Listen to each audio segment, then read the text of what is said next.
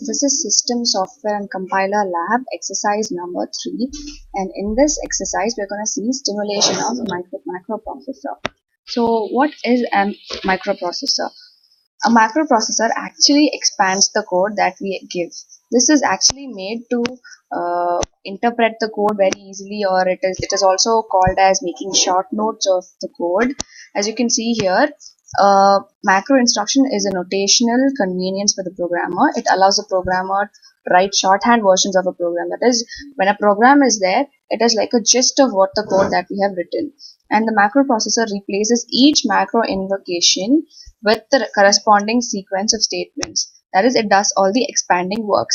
So here, this is how the microprocessor actually works. So the source code is given here, where it is subjected to the microprocessor, and then what it does is we get a expanded code, and then later the expanded code is compiled, or it is sent to the assembler, and finally we get the objective that we require.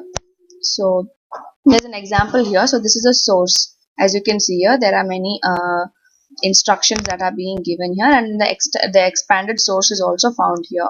So now let's see how to do the coding. So to do the coding, I have taken Java NetBean. So this is the code. So the code initially contains many declarations. That is, we have declared a string A and string C. These are all these array of strings. And then we are taking the size of the code, and then we are asking the user to enter the code. Then as soon as we enter the code, what actually happens here is the code is being subjected, and then in the for it is put in a for loop, and the conditions are being checked.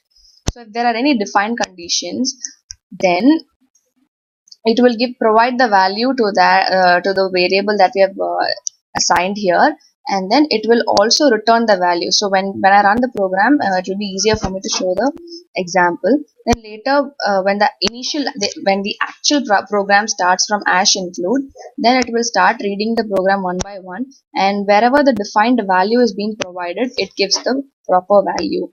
And then later on, yes, it expands the code, and it displays the code in a short-handed version. So I have already taken the output of this code. Here I have typed an example, that is, the size is being asked, and then yes, I have given the size as 9, and now that I have typed the code here, giving a hash define pi, and the value of pi is 3.14, and my actual program starts here, that is #include stdio.h, and I ask pi, and then I declare a variable called a is equal to 0, which is of integer data type. So when I run my program, this is what happens.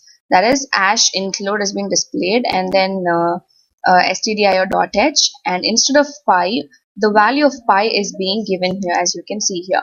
And not just that, here the code, that is int a is equal to 0, is also being expanded, and only the main things are being given, whereas the semicolon or those operators are not actually considered. Only the main elements are being displayed. So this is how a macroprocessor works. This is the end of the third experiment. Thank you.